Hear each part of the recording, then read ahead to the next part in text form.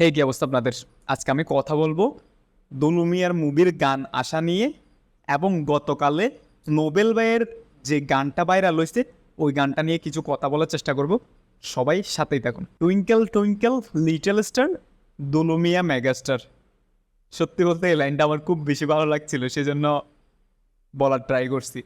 গতকালকে নোবেল ভাইয়ের যে গানটা ভাইরাল হয়েছে, আজকে কিন্তু এই গানটা আসার কথা রয়েছে, তবে জানি না এই বিষয়টা কতটা কনফার্ম। যদি আসে এটা অবশ্যই ভালো দিক, এটা অবশ্যই পজিটিভ দিক। সবাই অনেক হ্যাপি হবে, বিকজ সবাই দরদের একমাত্র একটা গানের জন্য সবাই অনেক দিন ধরে অপেক্ষা করতেছে। সো দরদ মুভিটাকে নিয়ে সাকিবিয়ান রীতিমধ্যে যা শুরু করছে, বিশ্ব দরবারে সাকিবিয়ান রীতিমধ্যে তাদের যে একটা আস্থা আছে, তাদের যে একটা ভালোবাসার মানুষ আছে, সেটা তারা প্রকাশ করে দিছে।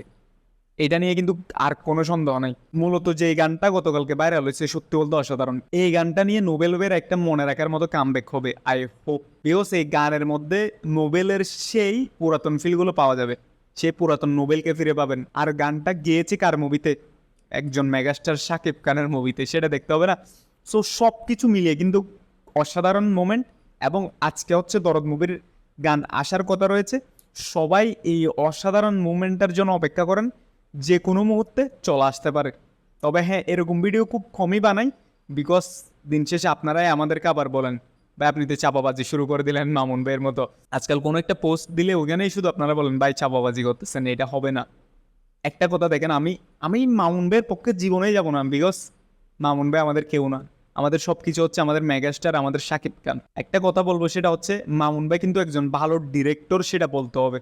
সে একজন ভালো কন্টেন্ট মেকার। একটা কথা আমি বলি, মুভির গান, মুভির অন্য কিছু যাই হোক না কেন, এগুলো যদি রিলিজ না হয়, শেষে গিয়েও কিন্তু মুভিটা হিট হয়। একটা মুভি হিট হওয়ার পিছনে গান বাকি যা কিছু আছে এগুলোর অবদান কিন্তু থাকে। তবে একটা মুভি হিট হওয়ার পিছনের মূল কারণ হচ্ছে কন্টেন্ট। তোমার কন্টেন্টটা কেমন হয়েছে সেটাই হচ্ছে কি মূল বিষয়। যেমন আপনি ইন্ডিয়ান একটা মুভির যদি কথা বলি, আমি আপনাকে লাপাত্তা লেডিস, এই মুভিতে কি কোনো হাই ভোল্টেজ গান ছিল? কোনো হাই ভোল্টেজ কোনো কিছু ছিল?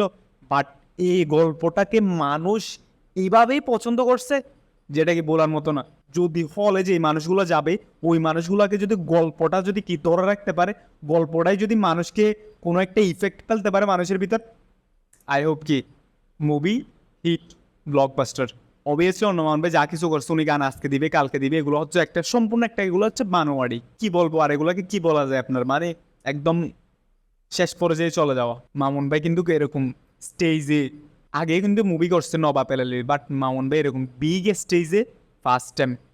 সেজন্য অনেক কিছু ওনার কাছে সামলানোর জন্য, সেজন্য অনেক কিছু ওনার কাছে সামলানো একটু কি হচ্ছে, কষ্টকর হচ্ছে। অনেক কিছু তা আছে ভিতরে, সব কিছু আপনারা ভুলে যাবেন যখন দরদের একটা গান আসবে। সব কিছু আপনারা ভুলে যাবেন যখন দরদ মুভিটা 15 তারিখ হলে গিয়ে দেখবেন। সো আশা করি দরদ মুভির গান আজকে আসবে, এবং এই গান শুনে আপনারা শাকিব খানের প্রেমে আবার পড়বেন, নোবেলের প্রেমে আবার পড়বেন, অনন্য মামুনের প্রেমে আবার পড়বেন।